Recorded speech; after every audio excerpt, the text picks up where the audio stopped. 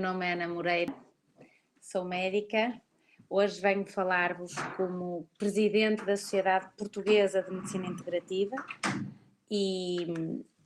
falar-vos no dia que é o Dia Internacional da Medicina Integrativa, porque o tema escolhido foi o regresso do futuro. Sabem que eu gosto de ser assim muito teatral e, portanto, achei que este tema era mesmo porreiro para que possamos clarificar alguns conceitos dentro daquilo que se considera a medicina integrativa. Então, nesta disciplina em particular, cada vez mais se verifica a necessidade exatamente de clarificar, de definir melhor conceitos básicos como medicina integrativa, medicina complementar, terapias alternativas. Então, quando nós verificamos na prática clínica diária que as técnicas usadas dentro da área a que se convencionou chamar de medicina integrativa e funcional têm um resultado muito interessante do ponto de vista terapêutico e que a comunidade médica, de uma forma global, tem um profundo desconhecimento deste tema. Então vamos mais atrás e vamos à nossa tradição médica que se baseia na filosofia hipocrática do pensamento médico. E quando nos debruçamos verdadeiramente sobre este tema, percebemos que as bases para aquilo a que nós chamamos um exame clínico estão descritas por este colega no nominalismos temporais à parte. Então, os 4 princípios do método hipocrático, tal como descritos por Hipócrates, resumem-se a observar, estudar o doente e não a doença, avaliar honestamente e ajudar a natureza. Então, aquilo que Hipócrates chamou a visão integradora de Hipócrates permeia toda a sua obra. E, portanto, ele próprio disse e escreveu que a medicina para ele era libertar o doente do seu sofrimento e não tratar o doente que se encontra vencido pela doença. Então, quando estudamos um pouco de história, verificamos que a medicina integrativa tal qual deriva da escola de Cos com uma maior abertura a novas ideias, diferindo da escola médica de Cnidos, porque em Cnidos havia um maior interesse no caráter local da doença em vez do caráter geral da doença. Então, podemos dizer que os médicos de Cos estavam mais relacionados com a medicina geral e medicina convencional, geral, sim, não especializada, não especialista, e os seus colegas de Cnidos lidavam mais com as especialidades médicas. E, portanto, dentro da história da medicina, a partir do momento em que a tecnologia invade os nossos currículos médicos, começou-se a prestar menos atenção ao paciente, menos tempo para a relação médico-paciente, com resultados terapêuticos menores, com erros médicos maiores e em 2000, até o culminar de 2016, quando sai um artigo do British Medical Journal em que somos alertados para que a terceira causa de morte dos Estados Unidos seja o erro médico. Então, começou a surgir a necessidade de introduzir técnicas integrativas nos sistemas públicos de saúde. Por outro lado, neste momento em que eu falei, de 40 em 40 segundos, alguém já teve um infarto. E houve uma morte por uma doença cardiovascular de 36 em 36 segundos. Também sabemos que o cancro é uma das principais causas de morte em todo o mundo e representa quase 10 milhões de mortos só em 2020. Outras doenças, como por exemplo a doença de Alzheimer, juntamente com outras demências, é a 6ª causa de morte no mundo. 60% dos adultos têm uma doença crónica a nível mundial, segundo o CDC, e 40% dos adultos têm 2 ou mais doenças crónicas. Então, e porquê é que está a acontecer isto e porquê é que eu estou a falar isto o que é que isto tem a ver com a medicina integrativa? Porque há uma semelhança subjacente a todos estes problemas de saúde, há um vínculo que se chama um vínculo de natureza inflamatória. Então, nós vivemos na era da inflamação, aquilo que se chama a inflamação mínima persistente, a inflamação crónica não resolvida, é uma causa major de doença, portanto, aquilo que chamamos a inflamação crónica, mas é uma inflamação crónica silenciosa que pode vir de infecções crónicas, de repetição, inatividade física, excesso de peso e obesidade, da disbiose intestinal, da dieta inadequada, do isolamento e do stress crónico, do sono perturbado, dos xenobióticos. Isto leva a esta tal inflamação que está silenciosa em nós, ou seja, não vai dar como quando fazemos uma ferida e temos uma inflamação aguda, mas é uma inflamação crónica silenciosa que, por sua vez, é originária de síndrome metabólico, diabetes, doenças cardiovasculares, cancro, depressão, doenças autoimunes, doenças neurodegenerativas, osteoporose, a imunossenescência, que é o facto de o sistema imunitário diminuir com a idade e ser uma diminuição patológica. Então, é muito interessante percebermos que esta inflamação de baixo grau nestas doenças crónicas pode ser antecipado por aquilo que nós chamamos a patofisiologia integrativa, que é dar uma abordagem diferente ao tratamento destas patologias. E aquilo que chamamos medicina integrativa e funcional privilegia então algumas formas de modular a inflamação e de prevenir o envelhecimento patológico. E estas técnicas moduladoras da inflamação, sem dúvida que podem ir desde o exercício físico regular, que é muito interessante quando vemos que dá alguma neuroproteção, porque aumenta as citoquinas anti-inflamatórias, nomeadamente a interleucina 6, uma alimentação saudável, uma alimentação moduladora da inflamação, que a nutrição é o aspecto modificável mais importante do estilo de vida das pessoas. E, portanto, as escolhas dietéticas afetam totalmente a nossa saúde de uma forma global, seja porque a nutrição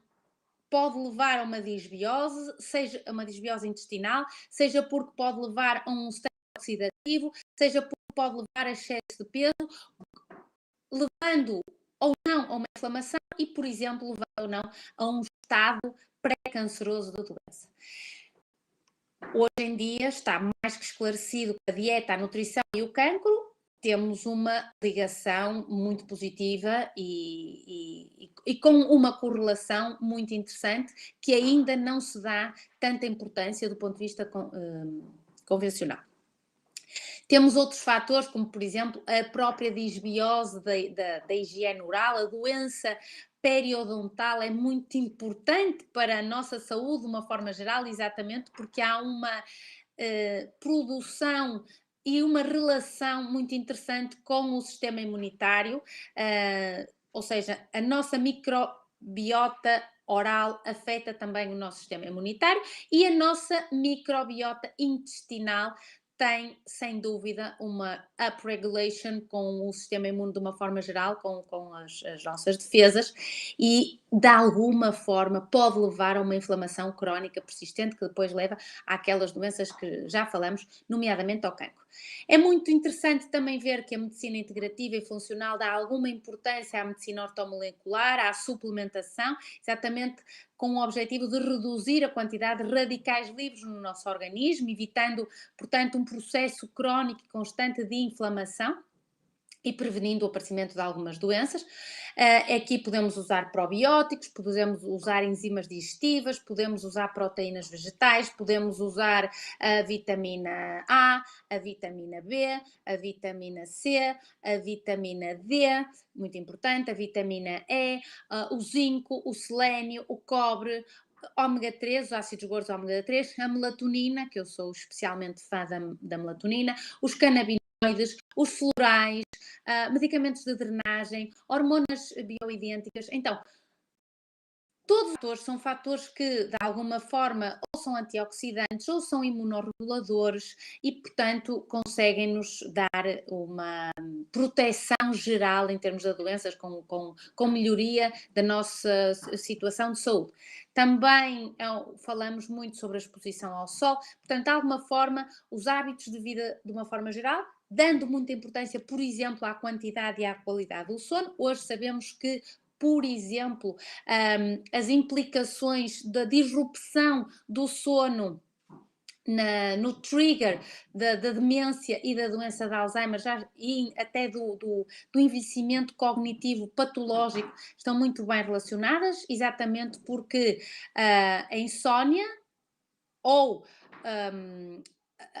o sono disruptivo, portanto um sono que não é contínuo, que leva a uma inflamação sistémica persistente com aumento destas tais citoquinas pró-inflamatórias, aumentando inclusivamente a proteína C reativa, que é um marcador de inflamação aguda, e quando está muito tempo será um marcador de inflamação crónica, e que leva a uma lesão neuronal, alterando toda esta, dando uma inflamação local a nível neuronal, que vai levar, portanto, ou que vai servir de trigger para a doença de Alzheimer. E o stress, o controle de stress, seja com técnicas de mindfulness, seja com técnicas de biofeedback, seja com técnicas de relaxamento per se, seja ajudando no exercício físico, tudo isto vai levar a uma prevenção ou uma modulação do stress que se dá muita importância na medicina integrativa e nós sabemos que é um trigger para imensas doenças. Portanto, meus queridos amigos e colegas, quando falamos ou quando pensamos naquilo que se considera a medicina integrativa, quando sabemos que a Organização Mundial de Saúde incita os países a incorporarem as técnicas complementares de saúde, e dada a necessidade de regulamentação desta matéria pelas respectivas ordens profissionais de cada país, e sendo urgente a introdução nos respectivos programas curriculares de faculdades de medicina e centros educacionais reconhecidos, dado que, por exemplo, nos Estados Unidos, a medicina integrativa e funcional é uma especialidade médica, como, por exemplo, a cardiologia ou pediatria, é fundamental que se defina este termo de medicina integrativa. Portanto, quando nós pesquisamos uma pesquisa rápida e básica no PubMed, que, como sabem, é um motor de busca, como o Google é um motor de busca geral, as siglas PubMed são um motor de busca muito médico, e quando colocam Integrative Medicine no título, nós vamos ter cerca de 1000 artigos científicos indexados no título do artigo, e quando colocamos em todos os campos do artigo, aparecem cerca de 28.000 artigos com o nome de medicina integrativa ou complementar. Então, existem alguns princípios naquilo que consideramos ser a medicina integrativa. É que a relação médico-doente é fundamental e passamos a ser uns parceiros neste processo de cura, e consideramos que todos os fatores que influenciam a saúde e o bem-estar são levados em consideração, incluindo a mente e o espírito, que é uma coisa que não estamos de alguma forma tão habituados a pensar quando pensamos em medicina, em medicina de uma forma mais geral e não numa medicina complementar. Também usamos apropriadamente métodos convencionais, porque continuamos a trabalhar em complementaridade, e obviamente que nesta perspectiva não há nenhum tipo de fundamentalismo, não há nenhum tipo de rejeição, não há nenhum tipo de abordagem contrária àquilo que se considera medicina ou àquilo que se chama a medicina convencional, e muito menos nenhum colega ou nenhum terapeuta de medicina integrativa e funcional deve aceitar qualquer terapia que seja alternativa sem uma crítica eficaz e sem uma documentação científica comprovada. Portanto, vamos lhe chamar o bom remédio, é baseado em boa ciência, que é orientado pela investigação, simplesmente deve haver uma abertura a novos paradigmas e a novas hipóteses terapêuticas e diagnósticas, nomeadamente.